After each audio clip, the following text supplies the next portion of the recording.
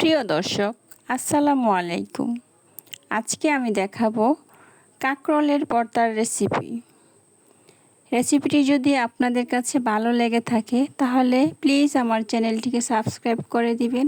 তাহলে দর্শক চলুন শুরু করা যাক। এখানে আমি নিয়েছি 4টি কাঁকরোল। আমি কাঁকরোলগুলোকে মাছ দিয়ে কেটে নিয়েছি। আমি এটাকে পানি দিয়ে বসিয়ে দিয়েছি। এখন পানিটায় বলক এসে গেছে। এখানে আমি দিয়ে দিয়েছি একটু লবণ। এখন আমি এটাকে একটু নেড়ে দিব। কাঁকরোলের ভর্তার জন্য আপনারা কম বয়সী কাঁকরোলটা নেবেন। আমি কাঁকরোলগুলোকে বারবার নেড়ে দিচ্ছি যেন সবগুলা একসাথে সেদ্ধ হয়। কাঁকরোলের পানিটা শুকিয়ে গিয়েছে। এখন আমি কাঁকরোলগুলোকে উল্টে দিব।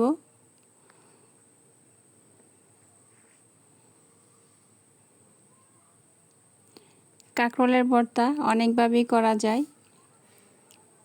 আপনারা এভাবে একদিন করে দেখবেন কোনটা মজা লাগে। আমার কাছে এটাই ভালো লাগে। এখন আমি সবগুলো কাঁকরোলকে উল্টিয়ে দিয়েছি। এখন আমি এভাবে কিছুক্ষণ কাঁকরোলগুলোকে টেলে নিব যেন ভেতরের পানিটা শুষে যায়। কাঁকরোলগুলো মাঝখান দিয়ে কাটার একটাই কারণ যাতে ভেতরের পানিটা জমাট না থাকে। আপনারা দেখতে পাচ্ছেন কাঁকরোলগুলো কতটা নরম হয়ে গিয়েছে। এই যে একটুও পানি বের হয় নাই, আমার কাঁকরোলগুলো হয়ে গিয়েছে। এখন আমি কড়াইতে একটু তেল দিয়ে মরিচ আর কিছু রসুন ভেজে নিব।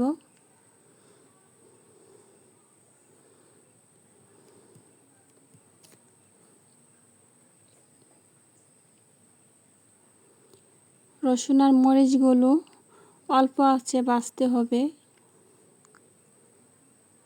আমি যেহেতু মাটির চুলায় ভাজতেছি তাই আমি চুলাটা বন্ধ করে দিয়েছি। চুলার মিডিয়াম তাপে এগুলো ভাজা হয়ে যাচ্ছে।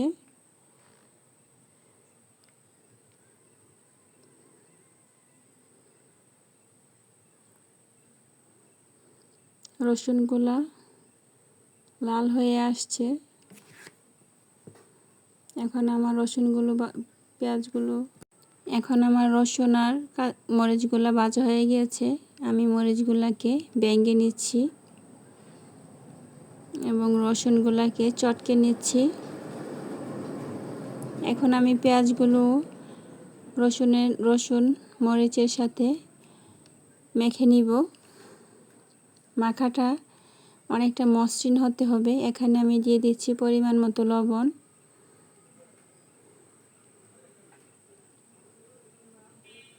আপনার মাখার উপর নির্ভর করবে ভর্তাটা কতটা মজা হবে। এখন আমি দিয়ে দিচ্ছি ধনেপাতা কুচিগুলো।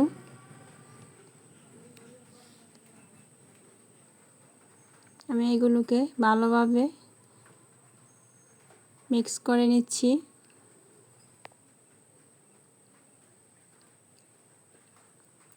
এখন আমি দিয়ে দিচ্ছি কাঁকরোলগুলো। আপনারা দেখতে পাচ্ছেন হাত দিয়ে কত সুন্দর চটকে যাচ্ছে। ভর্তাটা খেতে খুবই সুস্বাদু। আপনারা বাসায় করবেন। সকালের খাবারের সাথে এই ভর্তাটার কোনো তুলনাই হয় না। ভর্তাটা দেখতে যতটা সুন্দর লাগে খেতে তার চেয়েও বেশি মজা লাগে। আপনারা দেখতে পাচ্ছেন আমার ভর্তাটা রেডি হয়ে গিয়েছে। এখন আমি দিয়ে দিব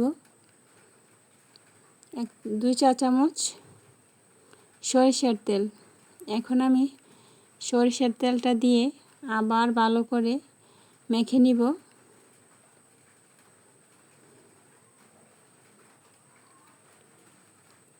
আমার ভর্তাটা রেডি হয়ে গিয়েছে। আজকের এই রেসিপি যদি আপনাদের কাছে ভালো লেগে থাকে তাহলে আমার চ্যানেলটাকে সাবস্ক্রাইব করবেন।